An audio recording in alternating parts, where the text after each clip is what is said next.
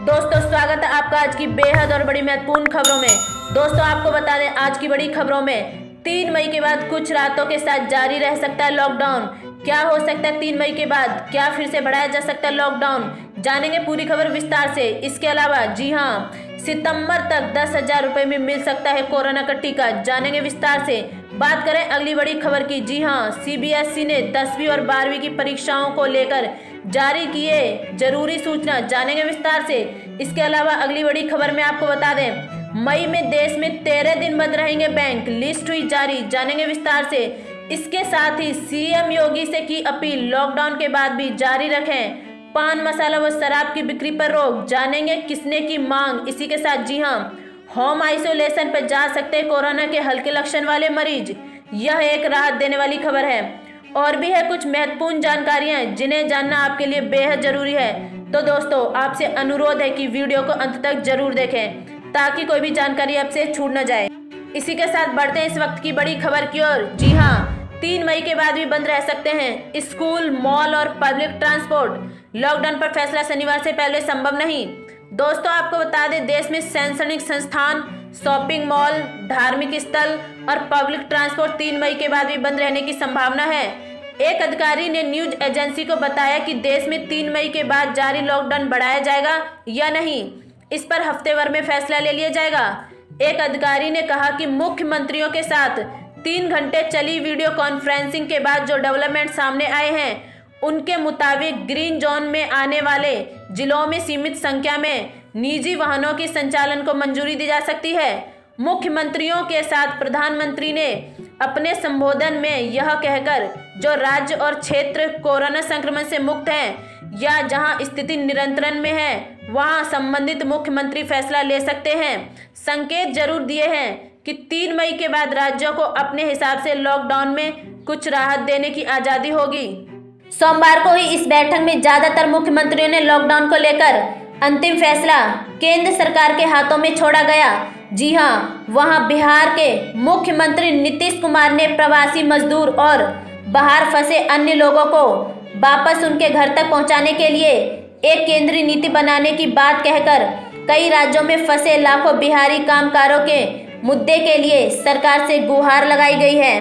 इसी के साथ बढ़ते अगली बड़ी खबर की ओर। जी हाँ, सितंबर तक मिलने लगेगा भारत में बना टीका, सिर्फ 1,000 रुपए होगी कीमत। जी हाँ, भारत में कोरोना का टीका तैयार करने में लगे पुणे के सीरम इंस्टीट्यूट के सीईओ अडर पूनवाला ने कहा है कि यदि ट्रायल सफल रहा तो यह टीका इस साल सितंबर या अक्टूबर तक आ सकता है और 1,000 रुपए में मिल सकता है। उन्होंने कहा कि हमारे सहयोगी प्रकाशन बिजनेस टुडे को दिए गए एक खास इंटरव्यू में पूनवाला ने यह जानकारी दी। पूनवाला ने कहा कि वह जोखिम लेते हुए कोरोना के टीके के एडवांस परीक्षण से पहले ही इसके उत्पादन की कोशिश करेंगे और यह तैयार हो गया तो इसकी कीमत प्रति टीका 1,000 रुपए की होगी।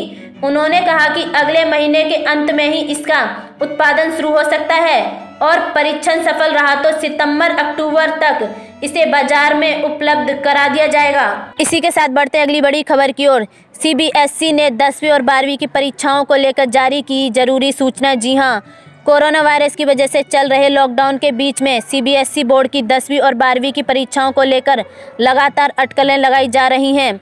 कई बार स्टूडेंट और पेरेंट्स अफवाह के शिकार हुए हैं कि कहीं बोर्ड की परीक्षाएं कैंसिल तो नहीं कर दी जाएंगी, लेकिन अब इन सभी अफवाहों को ध्यान में रखते हुए खुद सीबीएसई बोर्ड ने स्पष्ट कर दिया है कि 10वीं और 12वीं की परीक्षाएं कैंसिल नहीं की जाएंगी। सीबीएसई बोर्ड ने इस संबंध में ट्वीट करके जानकारी दी है। सीबीएसई बोर्ड ने ट्वीट कर लिखा, हाल में ही 10वीं सीबीएसई बोर्ड परीक्षा के बारे में कई अटकलें लगाई जा रही हैं। दरअसल सीबीएसई ने कोरोना वायरस के संक्रमण की वजह से मार्च में परीक्षाएं स्थगित कर दी गई थी। इसके बाद से बची हुई परीक्षाओं को लेकर भ्रम की स्थिति बनी हुई है। उसके बाद से परीक्षाओं को कैंसिल करने के संबंध में अफवाहें सामने आती रही हैं, इसलिए अब बोर्ड ने खुद स्पष्ट कर दिया है।